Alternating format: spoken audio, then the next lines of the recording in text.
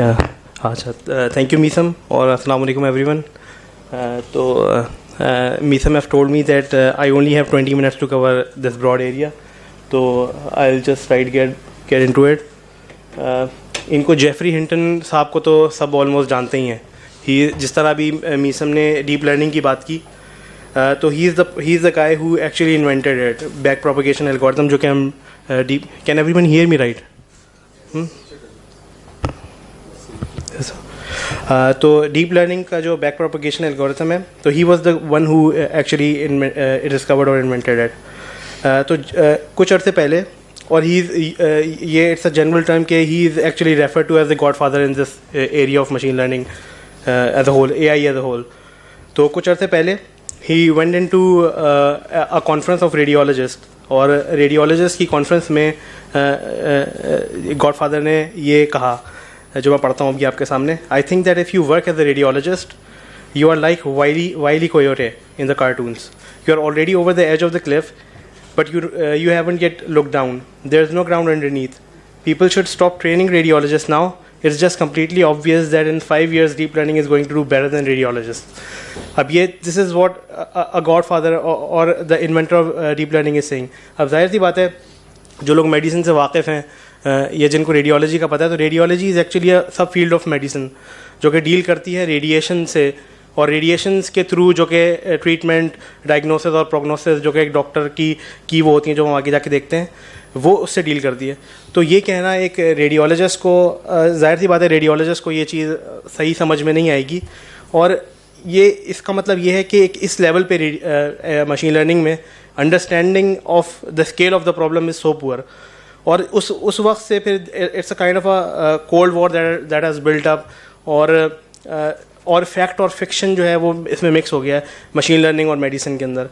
तो AI के जो प्रैक्टिशनर्स हैं वो ये समझते हैं कि डॉक्टर्स जो हैं वो बिल्कुल डम हैं, उनकी कुछ समझ में नहीं आती, और डॉक्टर समझते हैं कि AI के जो प्रैक्टिशनर्स हैं वो सिर्फ साइंस फिक्शन और उस ज़माने की बातें कर रहे हैं. तो with that in mind I prepared my presentation. वक्त मेरे पास कम है, इसलिए मैंने बहुत सारी चीज़ें ऐसी हैं जो कि नोटेबल मेंशंस थे that I have not included in my presentation. कुछ ऐसी चीज़ें जिनको मैंने ओवर सिंप्लीफाई किया है, लेकिन मेरा मकसद सिर्फ ये था कि एक जनरल पर्सपेक्टिव में इसको आपको कन्वे कर दूँ. मैं एक मेडिकल डॉक्टर हूँ और मेरा बैकग्राउंड मैथमेटिक्स, स्टैटिस्टिक्स और मशीन कंप्यूटर प्रोग्रामिंग में भी है. ये एक एनॉमलस बैकग्राउंड है. तो फिर विद दैट इन माइंड हम ये स्टार्ट करते हैं अपनी presentation. This is Wile Coyote by the way, जो हमने बचपन में कार्टून में देखा है. अच्छा, इससे पहले कि हम मशीन लर्निंग डिफ़ाइन करें, आर्टिफिशियल इंटेलिजेंस को हम डिफ़ाइन करें, दुनिया बेसिकली क्या चीज़ है. तो गैलीलियो के वर्ल्ड में mathematics is the world that we live in is the representation of mathematics actually. Plato से लेके आज तक जितने भी बड़े बड़े फिलोसोफर्स आए हैं, और यही चीज़ वो बताते आए हैं. कुछ मैथमेटिक्स से बेसिकली अगर हम सिंपली कहें तो इक्वेशन या फार्मूलेज, दुनिया जो है वो it is govern by equation and फार्मूले. कुछ इनमें से बिल्कुल सिंपल से फार्मूले और इक्वेशन हैं, जैसे you add 2 and 3 apples and get 5 apples. और कुछ उसमें से जो हैं वो बहुत मुश्किल से फार्मूले हैं जिनको हम मैथमेटिक्स में कहते हैं अगली मैथमेटिक्स, जो कि लैग्रांजियन, जैसे for example Lagrangian of the standard model of particle physics. कुछ ऐसे भी फार्मूले हैं जो कि हमें नहीं पता, और कुछ ऐसे हैं जो हमें पता भी नहीं कर सकते. कुछ मैथमेटिक्स के रिजल्ट्स ऐसे हैं कि जो हमें बताते हैं कि एक मैथमेटिक्स की लिमिट है, आप उससे ज़्यादा आगे चीज़ें पता भी नहीं कर सकते. और ये फार्मूले की बेसिकली क्या एक स्केलेटन है उनका, जो कि मीसम ने बिल्कुल बताया कि अ ब्लैक बॉक्स है जिसमें according to the Meesam magic happens, और उसमें you input something and then you get an output out of it.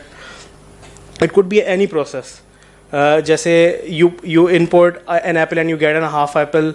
वो भी एक मैथमेटिकल प्रोसेस से आप उसको जनरलाइज और एब्स्ट्रैक्ट कर सकते हैं. और ज़रूरी नहीं है कि ये ब्लैक बॉक्स एक सिंपली एक यूनिफाइड ब्लॉक हो. इसके अंदर और भी further composite black boxes exist करते हैं, और फर्दर और आम तौर पे होता यही है कि इसके अंदर फर्दर और बहुत सारी प्रोसेस होते हैं जो हमें समझ में नहीं आते, जिसको हम एक एब्स्ट्रैक्ट कर देते हैं एक ब्लैक बॉक्स से. लेकिन बहुत सारे लोगों ने आपने नोट किया होगा कि if the universe that we live in is a mathematical universe. बहुत सारे लोगों को मैथमेटिक्स का बहुत शौक़ नहीं होता, बहुत सारे लोगों को मैथमेटिक्स नहीं आती. तो how do we go about our world, our life and do things. किस तरह हम ये कर लेते हैं कि पूरी ज़िंदगी हम गुजारते हैं. बहुत सारे लोग बहुत कुछ अचीव कर लेते हैं, बहुत सारे लोगों में से आपने किसी ने you would have seen a dog catch a frisbee, और a dog doesn't understand these equations, Newton equations, और इतनी कॉम्प्लेक्स इक्वेशन है जिसमें बहुत सारे वेरिएबल्स हैं, रेजिस्टेंस एक्सेट्रा. तो किस तरह जो है how does the dog do it, और डज इट सो एलिगेंटली, हालांकि उसको मैथमेटिक्स भी नहीं आती. तो ये है कि हमारा जो दिमाग है it works in this way. होता ये है कि when you see output and you see inputs a lot of them together, तो the brain starts approximating those processes. उसको बेशक समझ नहीं आया कि इसके पीछे अंडरलाइंग मैकेनिज्म क्या है, पूरी इक्वेशन क्या है, लेकिन उसको अप्रॉक्सीमेट करना शुरू कर देता है. और this is basically machine learning. If you are approximating on a process, that is machine learning. Brain इसकी सबसे ज़बरदस्त एग्जांपल है. और डीप लर्निंग, मशीन लर्निंग जो है वो उसकी मोटिवेशन भी ब्रेन को स्टडी करने से शुरू हुई थी. दे स्टार्टेड स्टडिंग ब्रेन के ब्रेन ने किस तरह काम करना शुरू किया, और फिर जेफरी हिंटन वगैरह ने ये एक्टिवेशन फंक्शन और बैक प्रोपगेशन इन्वेंट की. तो हम machine learning for our discussion is this के we are showing outputs and inputs and then approximating the functions on it. अच्छा, वैसे तो फॉर हिस्टोरिकल सेंसेस में कहा जाता है कि artificial intelligence is broad and machine learning is a part of it, deep learning is then a further part of machine learning. लेकिन बाकी जो चीज़ें हैं जैसे आर्टिफिशियल इंटेलिजेंस में जो कि मशीन लर्निंग के अलावा हैं, जो कि आमतौर पे रूल बेस्ड सिस्टम्स हैं या कुछ एल्गोरिथम्स हैं, जैसे ऑप्टिमाइजेशन एल्गोरिथम्स आमतौर पे जैसे टिक टैक टो प्ले करने वाले, उनकी इतनी ज़्यादा एप्लीकेशंस नहीं है आजकल के ज़माने में. They are here for the historical reasons. तो for especially according to this era we are in, or especially this in the context of this talk, we'll be considering machine learning to be synonymous with the artificial intelligence. Now machine learning के बारे में और artificial intelligence के बारे में कब हम apply करते हैं artificial intelligence को और कब हम नहीं अप्लाई करते, और ये भी वही वजूहत हैं जिसकी वजह से medicine is the best candidate. ये नहीं मैं कहूँगा कि it's a very good candidate. Medicine today is the best candidate for artificial intelligence to be applied to, और ये उसकी रीज़न है. नंबर वन के आप आर्टिफिशियल इंटेलिजेंस अप्लाई तब करते हैं when you don't have that mathematical equation, physics की तरह की. अगर आपके पास जाहिर सी बात है इस तरह की मैथमेटिकल इक्वेशन होंगी तो फिर why would you go collect the data and do all of the work. आप simply you apply mathematics to it. और व्हेन देयर इज़, जो कि मेडिसिन में बहुत ही ज़्यादा ट्रू है ये बात, कि when there are multiple processes at work, बहुत सारे प्रोसेसेस हैं जो मुख्तलिफ लेवल्स पे, मुख्तलिफ एब्स्ट्रैक्शंस पे आपके उसको वो कर रही होती हैं इफेक्ट. और when there is a pattern exist, जाहिर सी बात है you will only use those variables जिसके अंदर पैटर्न एग्जिस्ट करता है. और ये पैटर्न जो है आपको हो सकता है यूजुअली इट इज़ इंटुइटिव, कि आपको इंटुइटिवली पता होता है. पूरी मेडिसिन इस वक्त जो है वो इंटुइशन के उस पर डेवलप हुई है, और ये कुछ आपको एक्सप्लोरेटरी डेटा एनालिसिस जो कि स्टैटिस्टिक्स की एक ब्रांच है उसके थ्रू भी पता चल सकता है. और इसकी जो फाइनल फोर्थ कंडीशन है वो क्या, डेटा है. अच्छा, the emphasis here is on good data, जो कि फुल रिप्रेजेंटेटिव हो. जिस तरह बैड एआई की एग्जांपल्स में मीसन ने आपको एग्जांपल्स दी, तो हमारे पास गुड डेटा होना चाहिए. मेडिसिन को अगर मैं इंट्रोड्यूस कर रहा हूँ, बहुत सारे लोगों को मेडिसिन के बारे में बहुत सारे मिसकॉन्सेप्शंस होते हैं. लोग समझते हैं कि medicine is a study of disease, जो कि मेरे ख्याल में सबसे बड़ा मिसकॉन्सेप्ट है. The subject matter of medicine is not disease. हाँ, मेडिसिन का जो सब्जेक्ट मैटर है वो हेल्थ है बेसिकली. और हेल्थ को अगर मैं आसानी से डिफ़ाइन करूँ बहुत सिंपल अल्फाज में, तो it is only optimising on the quantity and quality of life. और डिजीज़ अगर है कोई चीज़, तो disease anything that is disrupting this health is disease.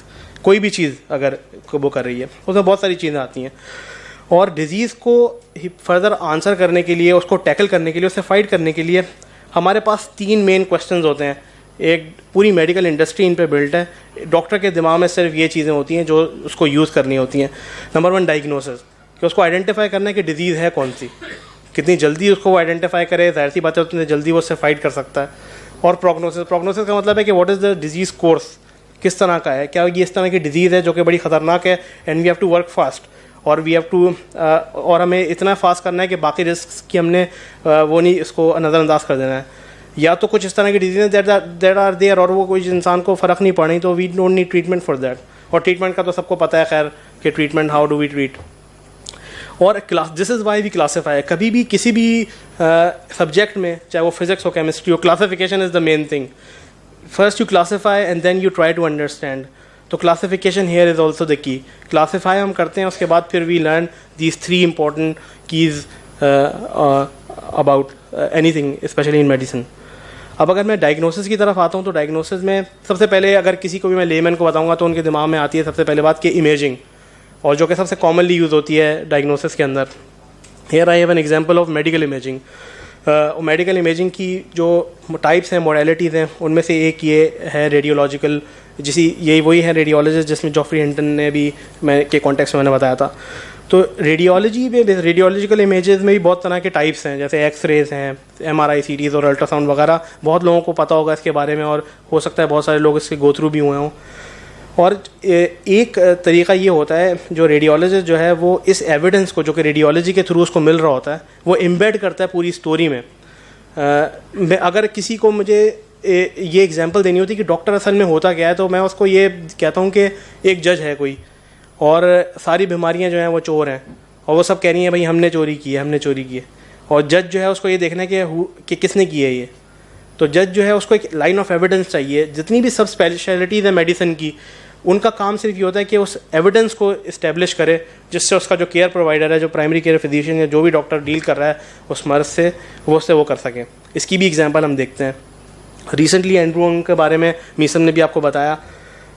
Andrew अंग का एक ग्रुप का रिसर्च पेपर है, जिन्होंने वही कन्वोल्यूशनल न्यूरल नेटवर्क, एक डीप लर्निंग का एक आर्किटेक्चर यूज़ करके उन्होंने 85% एक्यूरेसी से प्रेडिक्ट कर दिया कि सिर्फ एक्सरे देख के कि नमूनिया है या नहीं है। नमूनिया एक बहुत मौलिक बीमारी है।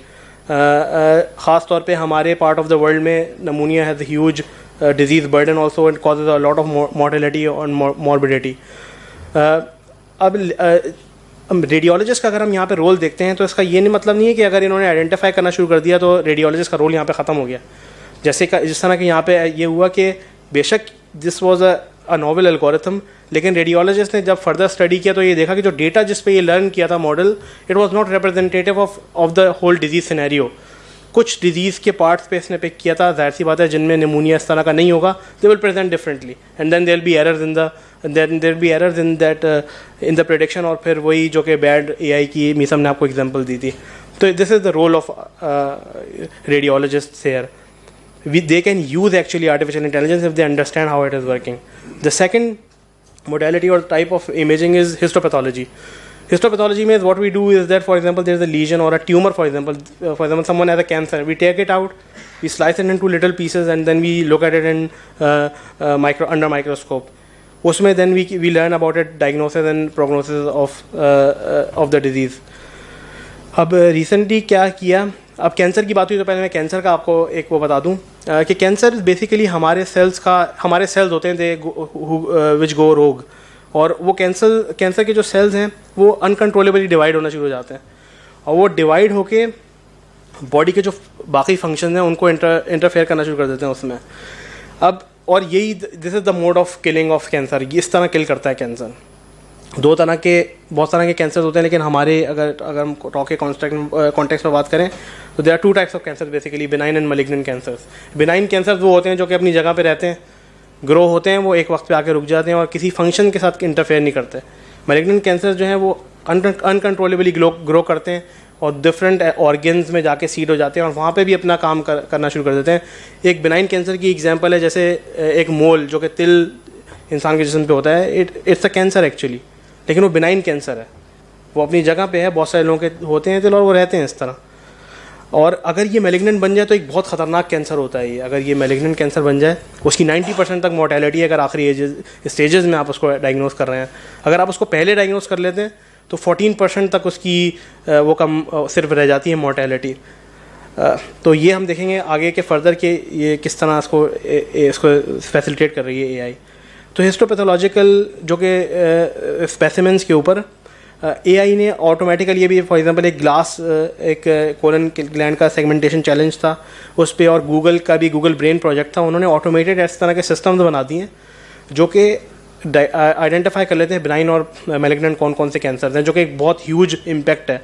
जिस तरह मैंने इम्पैक्ट के बारे में आपको डिस्कस किया, और स्केल की अगर मैं आपको बताऊं कि सिर्फ के to introduce you to what the problem of the scale that we have here, तो उसमें अगर आप देखें तो एक बंदा है, अगर एक पैथोलॉजिस्ट है, अभी तक ये स्टेट ऑफ द आर्ट ये है कि एक pathologist is doing it, a person manually looking into a microscope and doing it, classifying them. तो 100,000 बाय 100,000 मेगापिक्सल की इमेजेस हैं, 10,000 इमेजेस हैं। And each pixel of them is important. तो जाहिर सी बात है एनीवन कैन से कि उसमें कितना एरर रेट होगा, और ये बात सही है, 52% तक एरर रेट होता है इसके अंदर अगर एक normal pathologist by unaided eye is doing it. लेकिन these algorithm they started classifying them on their own. फिर हमारे पास एक इमेजिंग की मोडेलिटीज आ जाती हैं जो कि कोई भी फोटोग्राफिक इमेजिंग होती है। जिस तरह मैंने अभी आपको एक मोल की बिनाइन मोल की एग्जांपल दी, और बिल्कुल रिसेंटली 2017 में एक इस तरह की ये वाली स्टडी हुई थी जो कि मैंने अभी कुछ अर्से पहले प्रेजेंट भी की थी।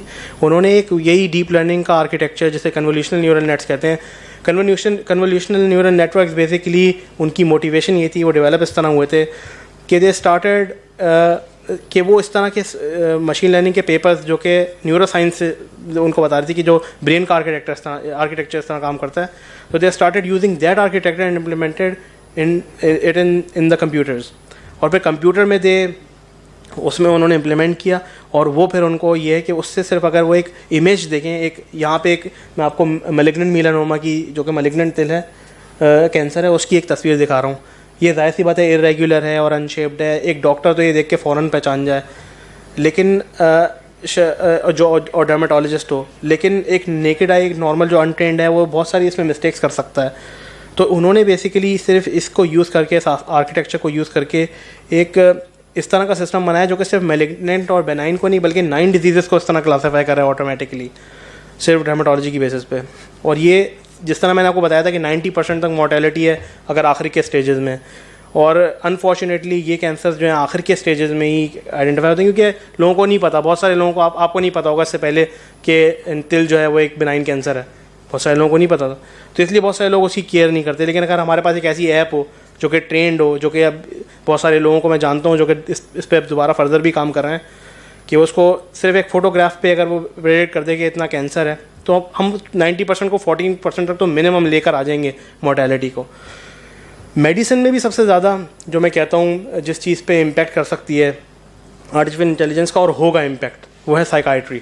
Psychiatry is the most misunderstood I would say subject in the whole human Endeavour.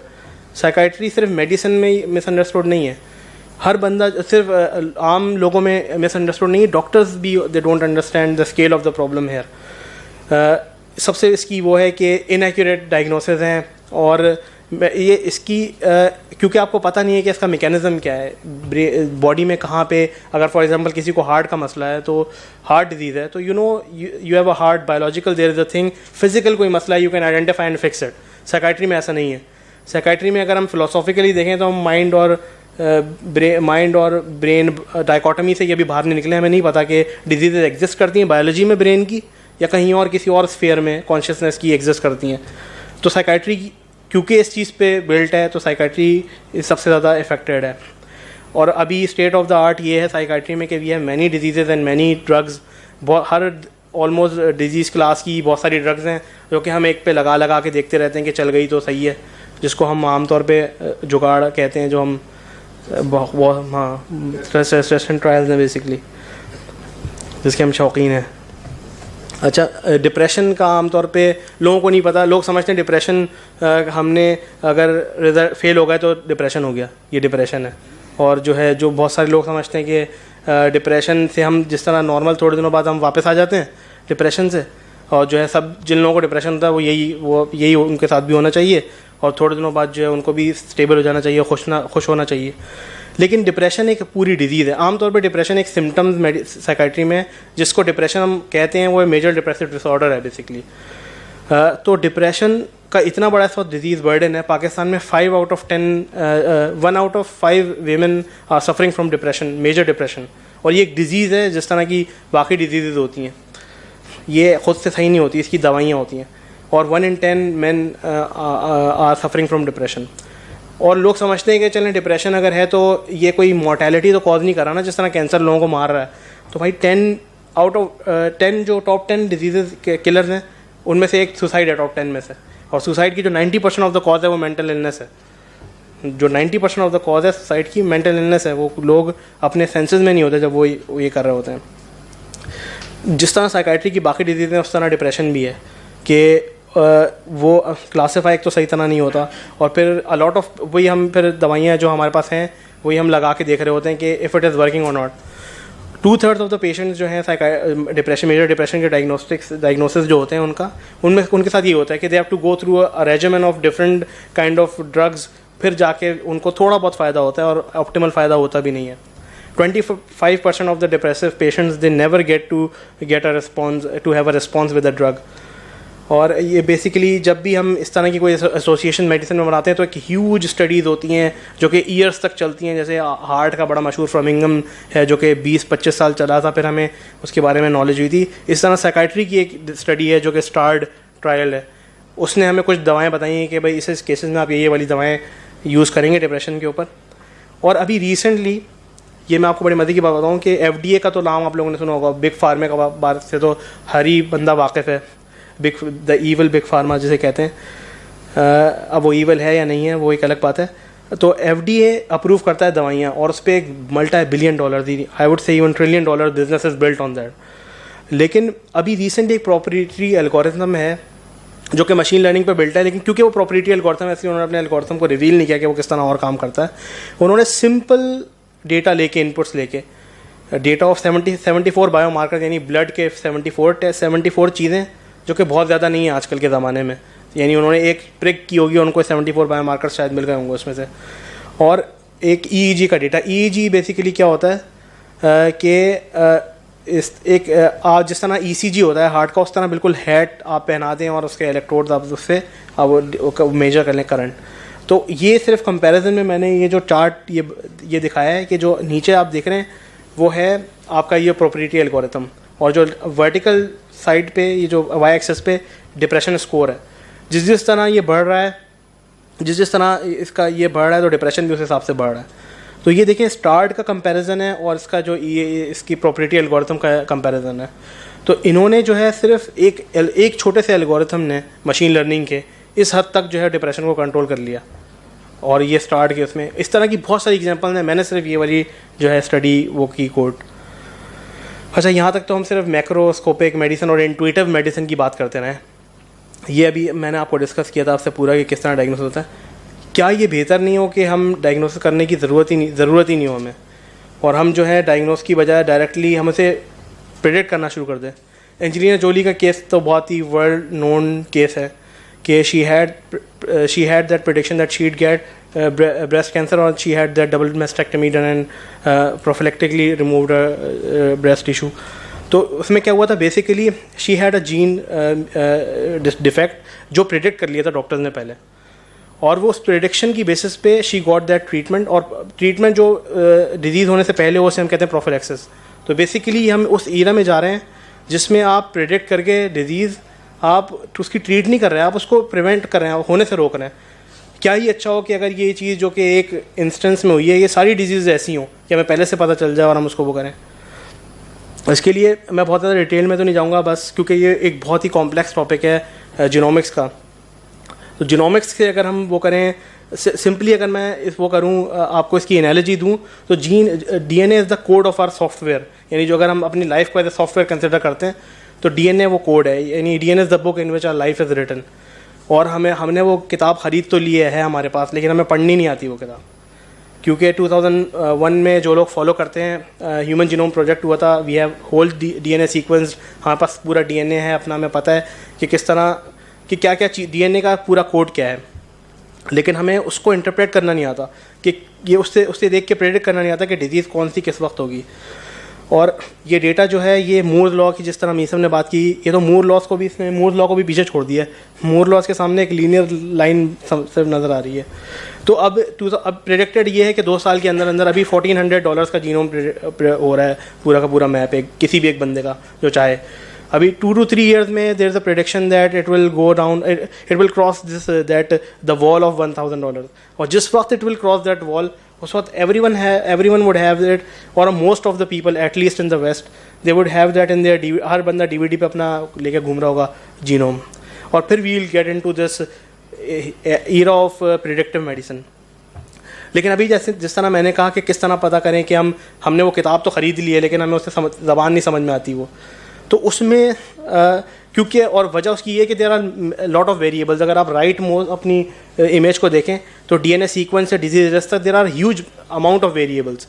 और अभी मशीन लर्निंग की पिछली स्लाइड में हमने सीखा कि बिल्कुल इसी तरह के सिनेरियोज़ के ऊपर machine learning is works optimally. तो ये this doctor Brendan Frey, he is a student of doctor Geoffrey Hinton, the first generation of these artificial intelligence teachers.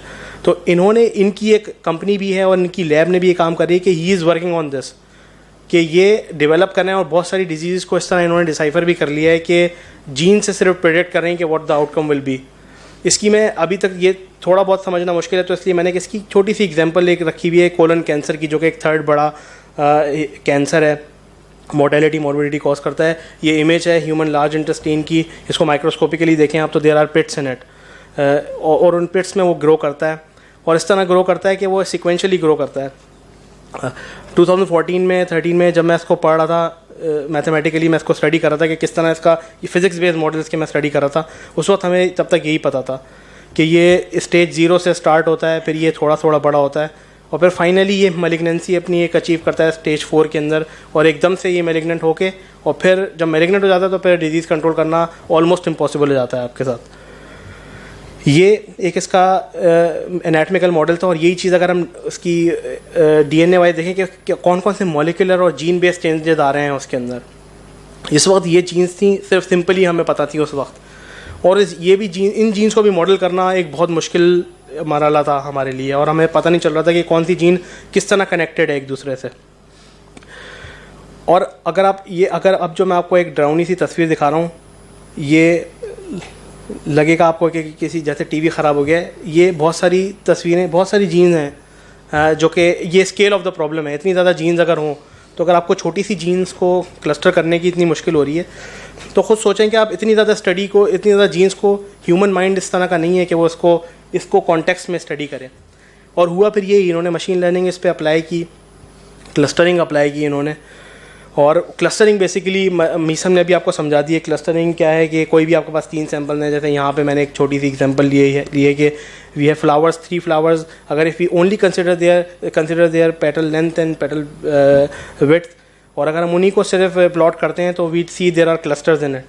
तो क्लस्टरिंग की एक सिंपल सी एग्जांपल है, बस इसी एग्जांपल के ऊपर ही जनरलाइजेशन है वो एल्गोरिथम्स जो क्लस्टरिंग स्टडी करते हैं। और ये बेसिकली जो एग्जांपल है क्लस्टरिंग की एग्जांपल है। तो क्लस्टरिंग को जब उन्होंने स्टडी किया तो उन्होंने देखा कि जो वो कैंसर जो मैं पढ़ रहा था उसकी फर्दर 6 सब टाइप्स हैं, कुछ उनमें से उनकी प्रोग्नोसिस अच्छा है, कुछ का ख़तरनाक है, और इस तरह उन्होंने यानी फर्दर क्लासीफाई करके फिर ये एड्रेस किया। तो ये मशीन लर्निंग से वी हैव लर्नड इट, जो मैथमेटिकली और बहुत सारे state of the art tool से हम नहीं कर पा रहे थे। और यही वाला कैंसर पे व्हेन दे स्टार्टेड अप्लाइंग के सिंपल डायग्नोसिस के रेजिमेंट, कि सिर्फ सिंपल जितने भी आपके पास वेरिएबल्स आ रहे हैं उनको शॉर्टलिस्ट करके उस पर जो एल्गोरिथम लगा रहे हैं प्रेडिक्शन वाले, तो उसी सिर्फ नॉर्मल सिंपल मशीन लर्निंग के एल्गोरिथम ने इसको प्रेडिक्ट किया कि फिर using machine learning you can predict it even in most cases even months in advance. और ख़ुद सोचेंगे ये वो प्रेडिक्शन है कि आपने कोलन कैंसर को, जो कि तीसरी बड़ी मोर्टेलिटी मॉर्बिडिटी की कॉज है, उसको आपने जो है वो मंथ्स पहले डायग्नोज कर दिया। अगर आप सिर्फ ये भी करते हैं कि उस बंदे का कोलन निकाल देते हैं, रिजेक्ट कर देते हैं, ब्रूट फोर्स अप्रोचेस, तब भी आपने कितनी जानें बचानी। और ये सिर्फ ये वाला जो ग्राफ है ये शो कर रहा है कि how well it is doing. So जो आउटर मोस्ट है वो इसकी इसका रिज़ल्ट है। ये स्लाइड सिर्फ मैंने ये इसलिए रखी है बताने के लिए कि जीनोमिक मेडिसिन से सिर्फ एआई मेडिसिन को फ़ायदा नहीं तो दे रही है, तो दिस इज़ फैक्ट अभी तक हमने देख लिया ये। लेकिन ये वैसे वैसा भी ट्रू है दिस थिंग कि मेडिसिन से एआई को भी फ़ायदा हो रहा है। क्लस्टरिंग की उस पर सवाल पूछा गया था मीसम के ऊपर कि हमें पहले क्लस्टर डिफ़ाइन करने पड़ते हैं, और ये एक प्रॉब्लम है कि सबसे पहले ये ज़रूरी है हमारे लिए कि वी हैव टू नो कि क्लस्टर्स कितने हैं, जिसके बाद जिसको अगर पता चल जाए तो वैसे ही प्रॉब्लम आधी रह जाती है। लेकिन अभी डॉक्टर आमिना कुतुब जो कि बेलर की एक बायोमेडिकल इंजीनियर हैं, उनकी लैब के अंदर एक इस तरह का एल्गोरिथम उन्होंने बनाया है जो कि नेचर में पब्लिश हुआ है, जो कि nature is a huge research journal of science in general. तो उसके अंदर ये उन्होंने इस तरह का एक एल्गोरिथम बनाया जिसमें क्लस्टर पहले से डिफाइन करने की ज़रूरत नहीं है, वो क्लस्टर भी खुद ही लर्न करता है, उसे कहते हैं प्रोजेनी क्लस्टरिंग। इसका आर पे टूल भी अवेलेबल है, इसको जो आप में से इंटरेस्टेड है वो जाके पढ़ें। It's a very easy approach, very intuitive approach, और बहुत अच्छा वेल रिटन पेपर है। अगर इस पेपर को आप लोग जाके पढ़ें तो उसको दिखाने का मकसद ये है कि मेडिसिन को सिर्फ इन्फ्लुएंस नहीं कर रही है चीज़, मेडिसिन भी इसको इन्फ्लुएंस कर रही है, बिल्कुल मैथमेटिक्स और फिजिक्स की तरह। जिस तरह मैथमेटिक्स ने फिजिक्स को एक ज़माने में वो किया था, और फिजिक्स ने मैथमेटिक्स को फिर फर्दर वो किया, बिल्कुल वही चीज़। फिर एक आखिरी एग्जांपल मैं ये दूंगा कि डोज कैलकुलेशन की ट्रीटमेंट में सबको पता है कि दवाइयों की बहुत ज़्यादा साइड इफ़ेक्ट्स होते हैं। कुछ ये जो आम तौर पे जो दवाई खाते हैं उनके तो कुछ भी साइड इफेक्ट्स नहीं होते जितने बाकी कैंसर की खास तौर पे और इम्यून मॉड्यूलेटर्स के होते हैं। टेक्रोलाइमस यहाँ पे एक एग्जांपल है। इट्स अ टॉक्सिन है बेसिकली, ये टॉक्सिन है जो कि हम खा रहे होते हैं।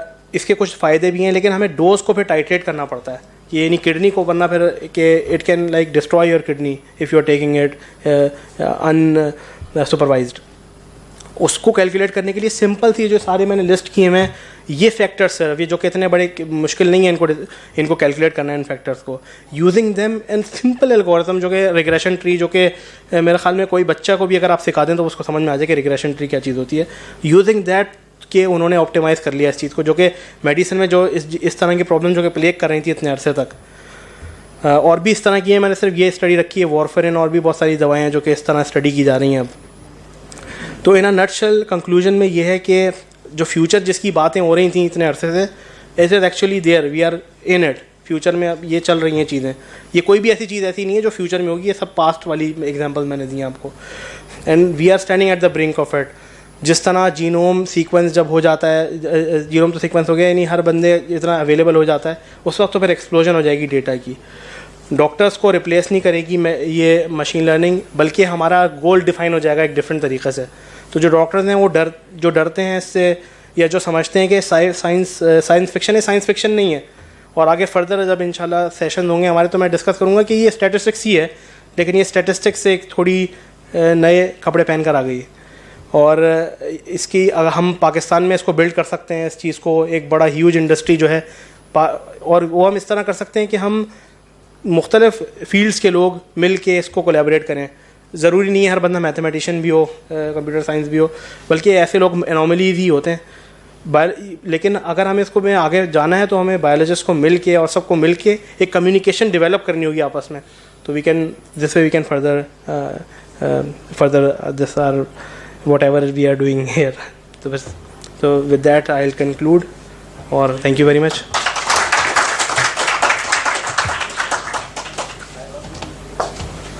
Thank you so much Ali.